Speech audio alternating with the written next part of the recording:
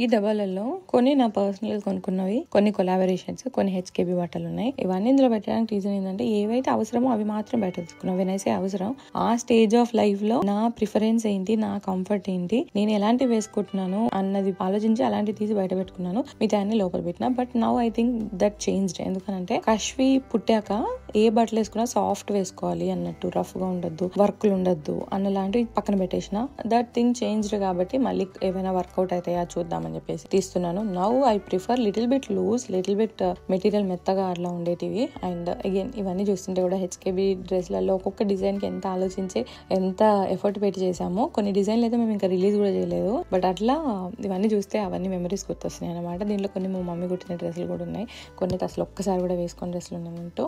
దీంట్లోకి వెళ్ళి కొన్ని నేను ఇక వేసుకుంటాను అనుకునే బయటకు తీసి మిగతా డబ్బాలో పెడతాం అనుకున్నా. అండ్ ఇంకా చాలా వరకు అయితే ఆల్మోస్ట్ ఒక 23 kgs బట్టలు ఇండియాకి తీసుకెళ్దామని ఫిక్స్ అయినా అనమాట. ఒక డబ్బాకి డబ్బా అది ఇండియా కోసమే అని ఫిక్స్ అయినా. ఎందుకంటే చాలా బట్టలు నాకు ఇక్కడ ఉండేవి, ఇక్కడ ఇవి డొనేషన్ ఇచ్చినా ఎవరు తీసుకోరు. చాలా మంది అదే రికమెండ్ చేస్తారు, ఎవరికైనా ఇవ్వచ్చు కదా అని. ఇక్కడ అంత కంఫర్టబుల్ గా ఉండదు. బట్ ఇండియాకి తీసుకొస్తే ఇవన్నీ కొత్త కొత్త డ్రెస్సులు, అసలు ఒక్కసారి కూడా వేసుకున్న డ్రెస్సులు. సో హ్యాపీగా వేసుకుంటారు. అందుకనేసి ఇవన్నీ ఇండియాకి తీసుకెళ్దామని ఒక 23 kg బ్యాగ్ అయితే నింపాలని ఫిక్స్ అయినా ఈసారి.